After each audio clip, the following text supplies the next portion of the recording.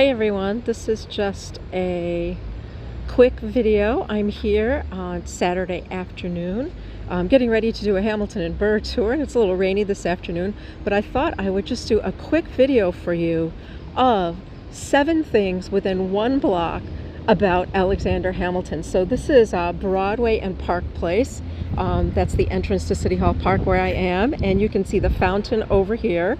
And so let's talk about right within 1 block of where I am, we can find 7 events in the life of Alexander Hamilton. And the first one is right across the street there, on the other side of Broadway, which was King's College. And I'm sure you know that it's King's College that Alexander Hamilton attended as a student here in New York City before the Revolutionary War. So right across the street there would have been King's College.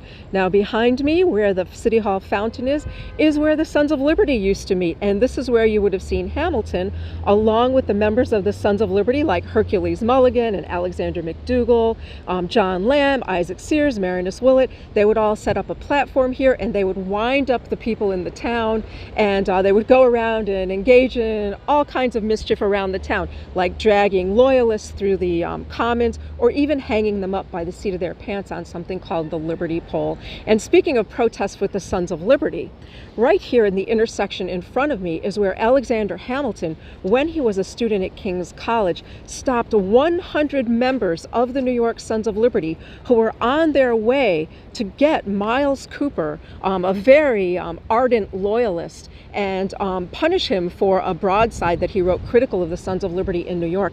Hamilton stood in the intersection and delayed the guys in the Sons of Liberty long enough that Miles Cooper was able to jump out of a window of the school and run all the way down to the bottom of the island to Fort George, where he hid out for a few days until it was safe to return home.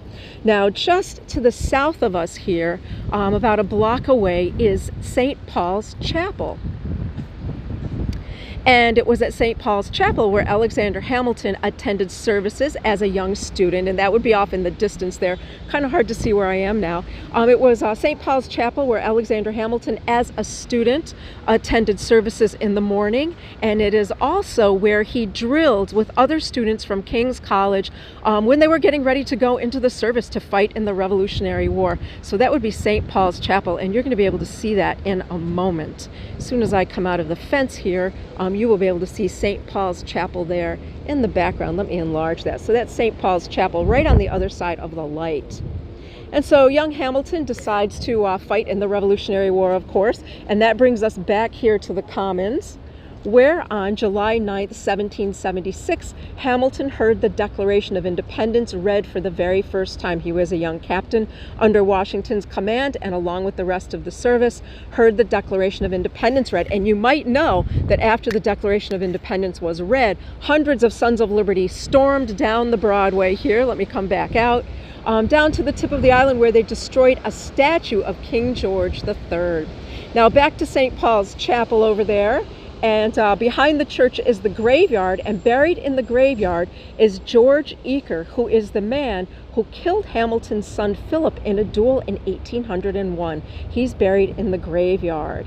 And last but not least, Park Place right here, which was Robinson Street, is where Hamilton's sister-in-law, Angelica Schuyler Church, lived. So there you have it. 7 things about Alexander Hamilton within 1 block of Broadway and Park Place. I hope you enjoyed it, and if you're in New York, please come on a tour with me, Karen Q, PatriotToursNYC.com, and I will see you again soon.